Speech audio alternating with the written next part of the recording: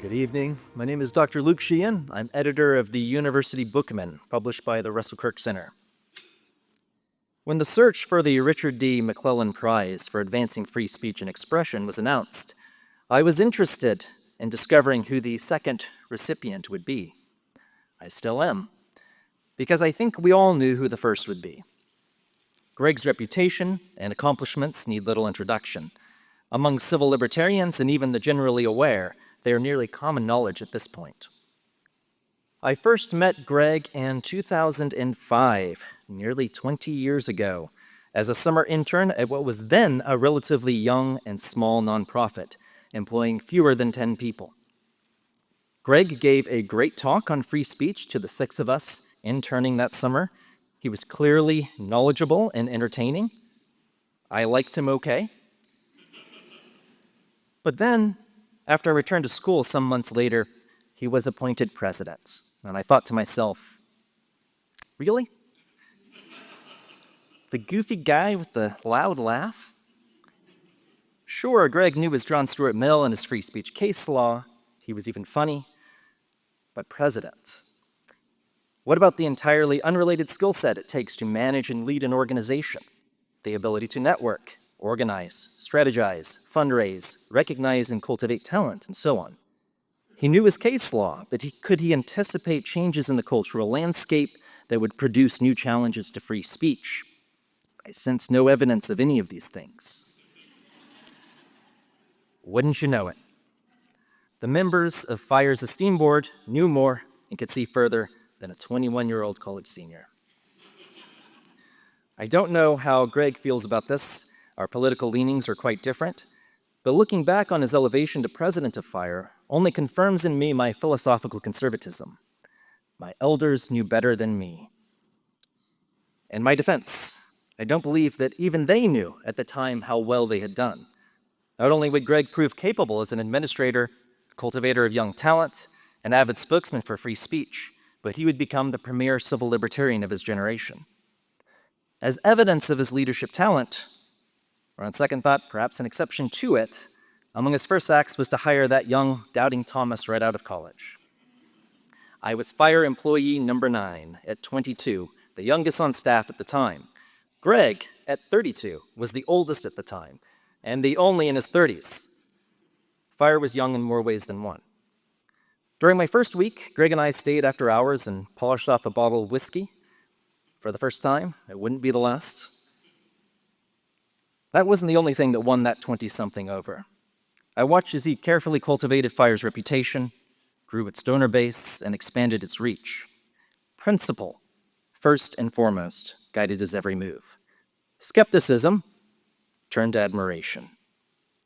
Sometimes us young staffers would speculate about what it would take for Greg to leave FIRE, where he was clearly personally and as well as professionally invested. Not a lateral move, but perhaps a higher status position at a larger or more established civil liberties organization, we thought. Thinking back on those conversations now, it's almost silly. Greg's success would foreclose that option. Under Greg's careful stewardship, FIRE would become the highest status, most principled, and well-respected civil liberties organization in the game, not just in the higher education space, but now in the world. While doing so, Greg would publish some of the most consequential treatments of free speech in our time, foremost among them, The Coddling of the American Mind with Jonathan Haidt, and The Canceling of the American Mind with Ricky Schlott, identifying, anticipating, and crafting responses to the changing contours of censorship in our present age. So without further ado, I present to you the man of the hour, or more accurately, given our topic today, the man of the century, the inaugural recipient of the Richard D. McLellan Prize for advancing free speech and expression, my friend and former boss, Greg Lukianoff.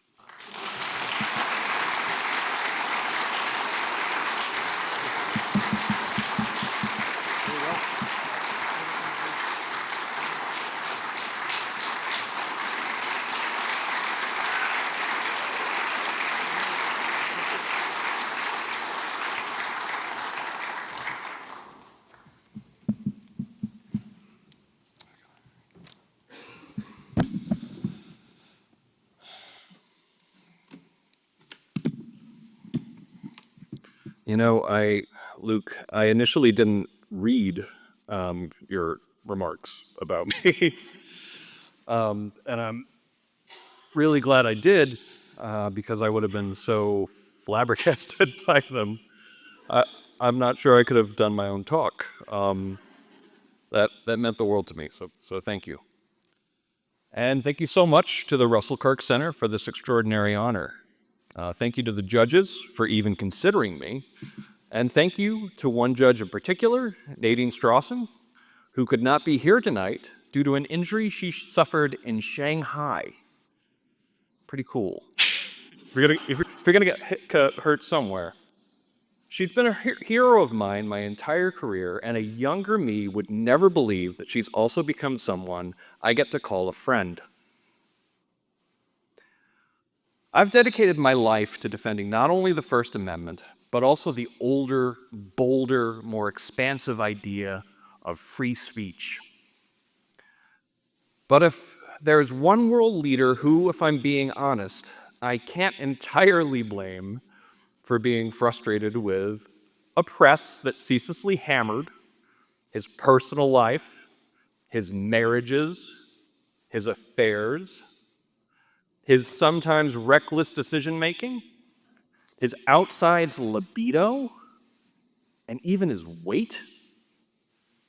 And of course, I'm talking about Henry VIII. And in the press, and the press in question is the printing press. Henry VIII actually started out as a huge fan of the printing press. The Catholic Church dubbed him Defender of the Faith for his writing, in fact, a title he kept using after he turned on the Catholic Church. Honestly, kind of a baller move. But eventually he turned against the widespread use of the printing press. Why? Because the press was disruptive, destabilizing, dangerous. For example, one of the first bestsellers ever printed was 1487's Malleus Maleficarum, a witch hunting manual. This book helped accelerate the European witch trials on a horrifying scale. And how did the book say you could know if someone was a witch? Well, for example, it warned people against eloquent women who argued against received wisdom. I imagine a time-traveling Nadine would have quite a bit to say about that. And the printing press plunged Europe into 2 centuries of bloody religious wars. How do we know? Well, how many people here know who Jan Hus was? Oh, actually, fewer than I would have thought. He was the unlucky cleric who was burned at the stake in Prague in 1415 after he questioned the church. But when Martin Luther tried the same thing 100 years later, he succeeded where Jan Hus failed. And why is that?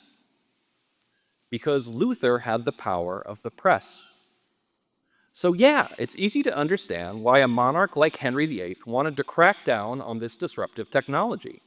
It undermined his supremacy and showed precious little respect for the privacy of his romantic life. But all the printing press really did, essentially, was bring more people into the global conversation. Not hundreds of millions, mind you, just millions. And it dramatically increased the velocity of that conversation. It was the first time that freedom of speech was possible on a mass scale. And almost as soon as it was on the scene, people started making a radical argument. An argument for freedom of speech. Free speech is the eternally radical idea. And once millions of eyes started scrutinizing the authorities of the day, they realized a lot of what people thought was true didn't hold up. Its leaders didn't look so great. Especially with the giant turkey leg in his hand that you always saw Henry VIII in the movies. And Europe suddenly realized that in their universe of shared certainty, that had seemed so solid, it was as substantial as a puff of incense. Allowing people to be free to think as they will and say what they think is a radical idea, opposed in every generation.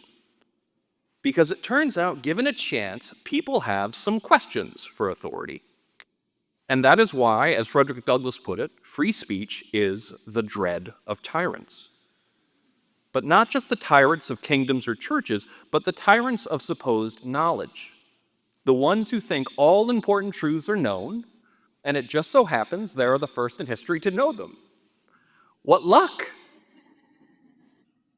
Now, fast forward to 2014. We at the Fire started noticing something strange happening on college campuses. Now, it's worth noting that in Fire's now 25-year history, we're 25 years old this year, freedom of speech on campus was never particularly well protected, but around 2014, everything got dramatically worse. As Jonathan Haidt and I described in The Coddling of the American Mind, we saw a wave of unrest and new witch hunts. We cited Emil Durkheim's definition of witch hunt to point out that the cancel culture that had descended on campuses was eerily reminiscent of the earlier hysteria, and once again targeting many innocent victims, and too often, also the eloquent critics of received wisdom. And at the time, not coincidentally, people across the political spectrum were beginning to lose faith in our experts, our institutions, and even the idea of shared truth itself. What caused this? A new disruptive technology. This time it was social media, a tool that brought billions of people into the global conversation at a velocity almost as fast as human thought. I've been on social media, and sometimes it actually moves a little faster than human thought. And once again, the speed and scale of that disruption led people to question everything. Were our authorities trustworthy? Were our moral certainties just the assertions of those in power? Or were these too a puff of smoke? Now, is my inspiring message tonight, given the parallels to the printing press, that we're headed for another 200 years of bloody conflict? No. The pace of change today is so much faster than it was in the 16th century. At today's pace, a massive transformation could probably happen over a particularly intense 3-day weekend. But the old tyrants of supposed knowledge, the venerated institutions, whether they be universities or what we now call the press, all of which are likewise experiencing institutional decay, increasingly reject free speech. Why? Because free speech has a way of shining a bright light on that decay. Because free speech is an eternally radical idea. And because free speech is the dread of tyrants. But to be fair, just like we tried to be fair-ish to Henry VIII, the disruption we're experiencing now is profound and it's accelerating. And it's tempting to want to stop it, to clamp down, to apply a tourniquet to the flow of information, to stanch the questioning of institutions, to cut off challenges to authority as dangerous and destabilizing. Suddenly, many of these institutions started acting like Henry VIII when he tried to ban all printing presses that he didn't control. I always imagine Henry VIII shouting to the heaven, "Stop calling me fat and randy." It's all perfectly predictable when faced with the eternally radical idea, even when it's stated as simply as everyone is entitled to their opinion. But here's the thing. Disruption always feels scary. It always brings wacky ideas and chaotic periods of epistemic anarchy. Yet what often lies on the other side of that chaos is extraordinary progress. After the chaos of the printing press, we got the Enlightenment. We got the scientific revolution. We got the world's first large-scale democratic republic, which, despite the predictions of even many of its founders, is celebrating 250 years next year. The lesson? When you add millions or billions of eyes to the problems of the world, the result is not just noise, but incredible breakthroughs. What's happening now is why the free and open exchange of ideas will always be radical. Yes, what the future is going to look like seems a lot less clear. Yes, we're living through a crisis of authority. Yes, we're questioning institutions, but those institutions and authorities don't deserve our blind loyalty. And they showed their cards when they went after the eternally radical idea. when they answered the problem of free speech with new speech codes, Byzantine taboos, and cancellations. The institutions and individuals that stand the test of this era will be those that show integrity and principle, those who tell the truth even when it's inconvenient or unpopular. That's what happened in the Enlightenment. Figures like Voltaire and Diderot, Smith and Hume, Franklin and Madison. It's also what we're seeing on platforms like Substack, where individuals and institutions with integrity and courage are finding new ways to lead. At FIRE, I'm proud to say we are one of those institutions. We've had the courage to be nonpartisan in a partisan world. Through all the tumult, we've defended free speech, free inquiry, and the free press for all, even at the cost of some uncomfortable Thanksgiving and Christmas dinners. Democratic principles become even more essential during a time of crisis, not less. History shows us that these principles are not luxuries. They are the foundations of a successful and dynamic society. The Enlightenment didn't feel like the Enlightenment when it started. It probably felt like blasphemy, heresy, and chaos. And to Henry VIII, probably like quite a bit of nasty gossip. But freedom always feels a little scary. Free speech is the eternally radical idea, after all. And here's a cognitive hack I like to teach my kids. Actually, one name for Benjamin Franklin. You can reconceptualize fear as excitement. So while I don't blame anyone for feeling anxious right now, I hope they feel exhilarated. Because what's happening is thrilling. The chance to re-examine everything we thought we knew. Yes, real freedom of speech is always radical in every generation, but it's a necessary precondition to understanding the world as it really is. You don't stand a chance without it. When this period is over, the institutions and individuals who showed courage and integrity will be the ones that help us rebuild a world where authority has earned our respect, not simply inherited or coerced it.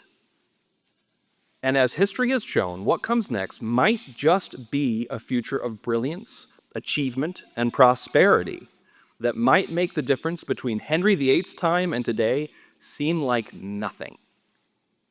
And as long as people like those honored here tonight keep fighting, like my dear colleagues at FIRE, and my heroes like Nadine, and you in the audience tonight, it will be a future of freedom as well. So I know this is a conservative event, but I hope you will all stay eternally radical.